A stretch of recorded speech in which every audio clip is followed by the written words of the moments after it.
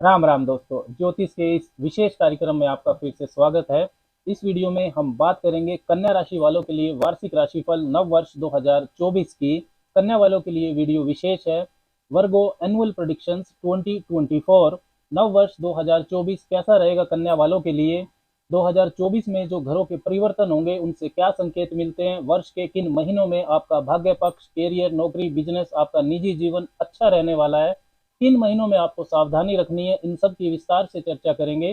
चंद्र राशि जन्म की राशि पर यह वीडियो आधारित है। आप इसको लगन की राशि से भी देख सकते हैं। ज्योतिष शास्त्र में गोचर फल को लगन से देखने के नियम भी बताए गए हैं। वार्षिक राशिफल मतलब पूरे वर्ष की ज्योतिषीय गणना। इस गणना में जो बड़े ग्रह होते हैं उनकी भूमिका मुख्य होती है। बड़े ग्रह का मतलब जो ग्रह लंबी अवधि तक एक ही राशि में गोचर करते हैं, संचरण करते हैं। शनि, गुरु, राहु, केतु ये बड़े ग्रह ना सिर्फ अपनी दशा अंतरदशा में विशेष परिणाम देते हैं बल्कि दूसरों घरों की दशा अंतरदशा में भी इनका प्रभाव हमेशा रहता है। मासिक राशिफल में सूर्य, मंगल, शुक्र, बुध की भूमिका महत्वपूर्ण होती है। दैनिक राशिफल में चंद्रमा महत्वपूर्ण हो जाता है। लेकिन इस वीडियो में हम बात करने वाले हैं कन्या वालों के लिए बड़े घरों की ऊर्जा क्या कहती है वर्ष 2024 के बारे में। सबसे पहले देखते हैं कि वर्ष 2024 में बड़े घरों की स्थिति कन्या वालों के लिए कहां पर है। आपकी राशि से छठे भाव में गोचर करेंगे शनिदेव अपनी मूल त्रिकोण राशि कुंभ में। शनिदेव आपके लिए पांचवें और छठे भाव के स्वामी है। छठे भाव में रहेंगे स्वराशि के। 30 जून से 15 नवंबर 2024 के बीच वो वक्री रहेंगे। 1 जनवरी से 30 जून के बीच वो मार्गी गति से संचरण करेंगे। देवगुरु बृहस्पति मार्गी गति में रहेंगे 1 जनवरी से ही, लेकिन वर्ष के पहले 4 महीने जनवरी, फरवरी, मार्च, अप्रैल में वो आपके अष्टम भाव में रहेंगे मेष राशि में। फिर 1 मई 2024 को वो राशि परिवर्तन करेंगे, वृषभ राशि में जाएंगे और आपके नवम भाव में चले जाएंगे। 9 अक्टूबर के बाद वर्ष पर्यंत देवगुरु बृहस्पति भी वक्री रहेंगे। राहु पूरा वर्ष आपके सप्तम भाव में रहेंगे मीन राशि में, और केतु आपकी राशि में ही गोचर करेंगे पहले भाव में पूरा वर्ष कन्या राशि में ही। सबसे पहले बात करते हैं शनिदेव की। शनिदेव छठे भाव में स्वराशि के संचरण करेंगे पूरा वर्ष। वर्ष के पहले 6 महीने उनकी गति मार्गी रहेगी तो उनका प्रभाव अलग रहेगा, और 30 जून से 15 नवंबर 2024 के बीच जब वो वक्री होंगे तो उनका प्रभाव अलग रहेगा। तो छठे घर के स्वामी छठे भाव में होंगे 1 जनवरी से। शत्रुहंता योग ये बनाते हैं। रोग ऋण शत्रु का नाश करने वाले होते हैं शनिदेव जब वो छठे भाव से गोचर करते हैं। जीवन में बल, सुरक्षा आपकी बढ़ेगी।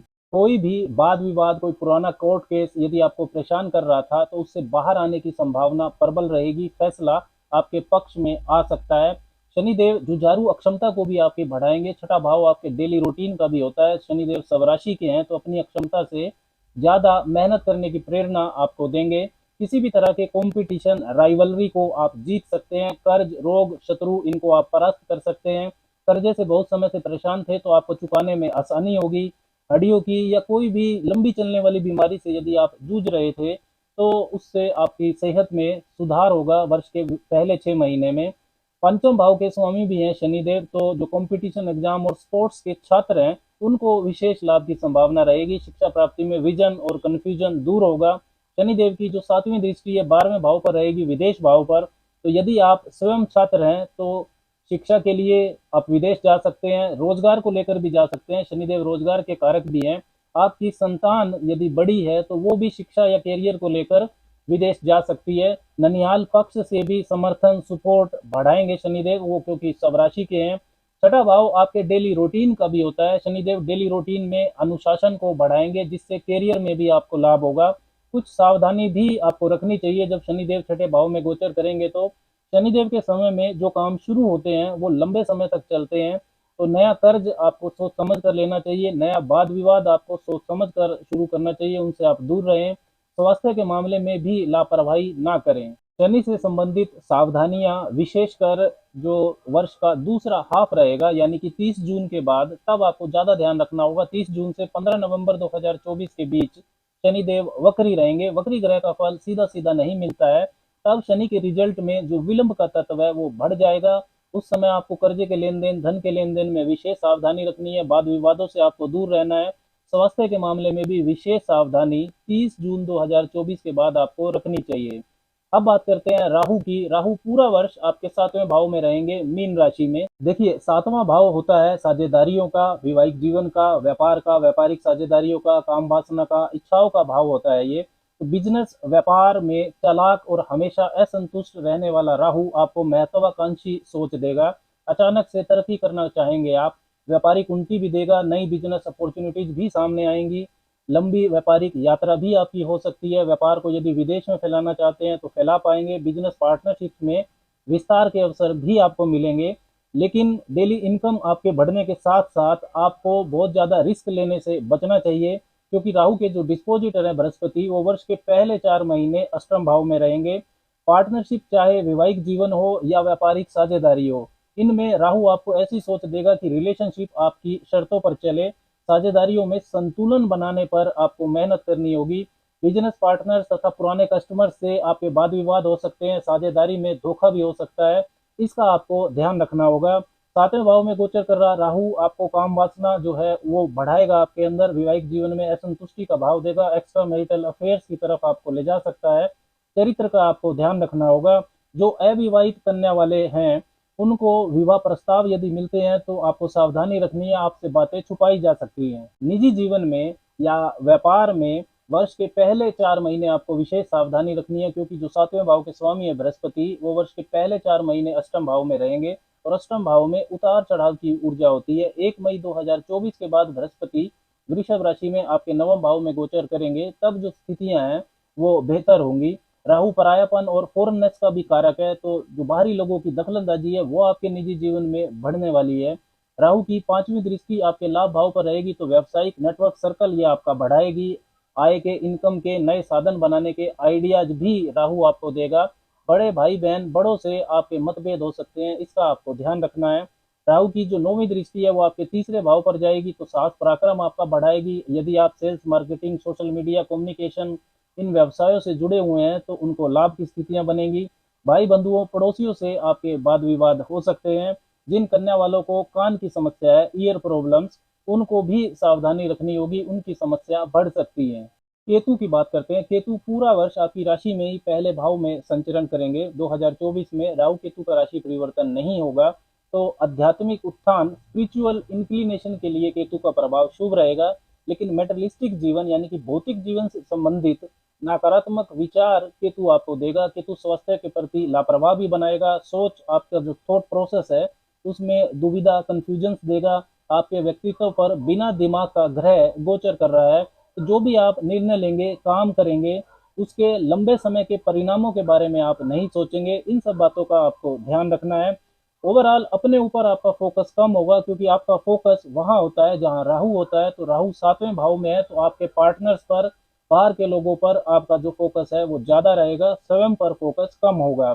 फिर भी गुप्त साधनाएं, philosophy, psychology, research, meditation, psychic healing, विदेशी भाषाएं, आयुर्वेद, इन क्षेत्रों से जुड़े कन्या वालों को केतु लाभ भी देगा, शुभता देगा। केतु की 5वीं दृष्टि आपके पंचम भाव पर रहेगी, तो जो कन्या राशि वाली महिलाएं संतान पाने का प्रयास कर रही हैं, उनको वर्ष के पहले 4 महीने विशेष सावधानी रखनी होगी। सी सेक्शन, मिस कैरेज, इनकी इन घटनाओं को केतु का प्रभाव बढ़ाएगा।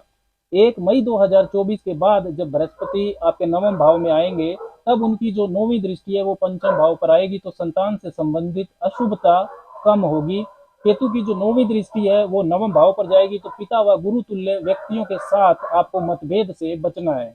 अब बात करते हैं देवगुरु बृहस्पति की। तो देवगुरु बृहस्पति आपके चतुर्थ सुख भाव और सप्तम भाव, वैवाहिक जीवन और व्यापार के जो भाव है 7वां भाव, इन दोनों भावों के स्वामी बनते हैं। वर्ष के पहले 4 महीने जनवरी, फरवरी, मार्च, अप्रैल को आपके अष्टम भाव में गोचर करेंगे और मार्गी गति से संचरण करेंगे। 1 जनवरी से मार्गी रहेंगे। तो पारिवारिक जीवन, वैवाहिक जीवन, व्यापारिक साझेदारी में आपको विशेष ध्यान देना होगा। अष्टम भाव की ऊर्जा उतार चढ़ाव वाली होती है। रिश्तों में समस्याएं रहेंगी, मतभेद आपके बढ़ेंगे। अपने चरित्र का आपको ध्यान रखना है, आपको धोखा भी मिल सकता है। अष्टम भाव में बृहस्पति का गोचर बहुत ज्यादा शुभ फल नहीं देता है। मानसिक शांति, सुख का अनुभव, इन पर प्रभाव अशुभ रहेगा। शनिदेव की तीसरी नीच दृष्टि भी अष्टम भाव पर रहने वाली है, तो गुप्त शत्रु भी आपको परेशान करेंगे, गुप्त रोग भी हो सकते हैं। फिर भी देवगुरु बृहस्पति का अष्टम भाव में गोचर पैतृक संपत्ति का विवाद आपके लिए हल कर सकता है। यदि कोई विवाद आपका चल रहा है तो बड़े बुजुर्गों की सहायता से पैतृक संपत्ति का लाभ आपको मिल सकता है। ससुराल पक्ष से भी सहयोग और संबंध आपको मिल सकता है। अकल्ट तंत्र मंत्र रिसर्च से यदि आप जुड़े हैं तो भी आपको फायदा होगा। बृहस्पति की जो 5वीं दृष्टि है वो आपके 12वें भाव पर जाएगी, विदेश भाव पर, और शनिदेव की भी 7वीं दृष्टि 12वें भाव पर रहेगी।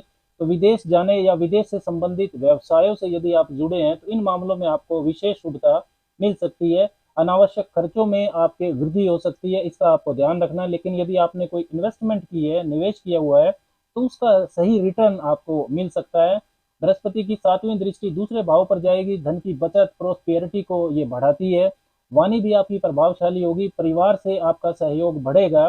बृहस्पति की 9वीं जो सबग्रही दृष्टि है चतुर्थ भाव पर जाएगी, तो अचानक से नया घर, प्रॉपर्टी, वाहन, इनका लाभ आपको दिलवा सकती है। 1 मई 2024 के बाद देवगुरु बृहस्पति शत्रु राशि वृषभ में गोचर कर जाएंगे, तब वो आपके नवम भाव में संचरण करेंगे। तो बृहस्पति का ये गोचर नवम भाव में आपको शुभ फल दे सकता है, क्योंकि बृहस्पति नवम भाव के भाग्य के कारक भी होते हैं। संतान पक्ष आपका मजबूत होगा। बृहस्पति की 9वीं दृष्टि आपके पंचम भाव पर पड़ेगी। संतान पहले से है तो उसकी तरक्की होगी। 1 मई 2024 के बाद संतान प्राप्ति में भी शुभता कन्या वालों को मिलेगी। शिक्षा, उच्च शिक्षा प्राप्त जो छात्र कर रहे हैं, रिसर्च कर रहे हैं, उनके लिए भी लाभ बढ़ जाएगा बृहस्पति के नवम भाव में प्रवेश करने से। मैनेजमेंट ट्रेनिंग, अध्यात्म, काउंसलिंग से जुड़े हुए जो कन्या वाले हैं उनको भी लाभ होगा। व्यापार, बिजनेस पार्टनर्स, इन मामलों में भी शुभता बढ़ेगी, क्योंकि बृहस्पति 7वें भाव के स्वामी होकर नवम भाव में गोचर करेंगे। प्रॉपर्टी, लग्जरी आइटम्स, इनकी सेल परचेज में भी शुभता आपको मिलेगी। बृहस्पति की जो 5वीं दृष्टि है वो आपके राशि पर जाएगी, पहले भाव पर, तो केतु की अशुभता को कम करेगी। विचारों की नकारात्मकता काफी हद तक दूर होगी। व्यक्तित्व पर इसका पॉजिटिव प्रभाव पड़ेगा। बृहस्पति की जो 7वीं दृष्टि है वो तीसरे भाव पर जाएगी, कम्युनिकेशन को बेहतर करेगी। भाई बहनों, आपके नजदीकी रिश्तेदारों से जो संबंध है उनको भी ये प्रभाव सुधारेगा। अब बात करते हैं कुछ विशेष उपायों की कि कन्या वालों को 2024 में क्या विशेष उपाय करने चाहिए। तो आपकी राशि के स्वामी बुध है, जो कि बुद्धि के कारक है, और आपके पहले भाव में केतु का गोचर है, जो कि बिना बुद्धि का ग्रह है भौतिक जीवन के लिए। तो भगवान गणेश की उपासना करना आपके लिए सर्वोत्तम है। भगवान गणेश का जो गणेश अथर्वशीष पाठ है वो आपको करना चाहिए, उनको दुर्वा अर्पण करें। साथ ही मंगलवार को गुड़ का दान करना भी आपके लिए बेहद शुभ परिणाम देगा। इसके साथ ही संध्या के बाद शनि का मंत्र जपना, ओम शंग शनिश्चराय नमः, ये भी आपके जीवन में शुभता को बढ़ाएगा। राम राम।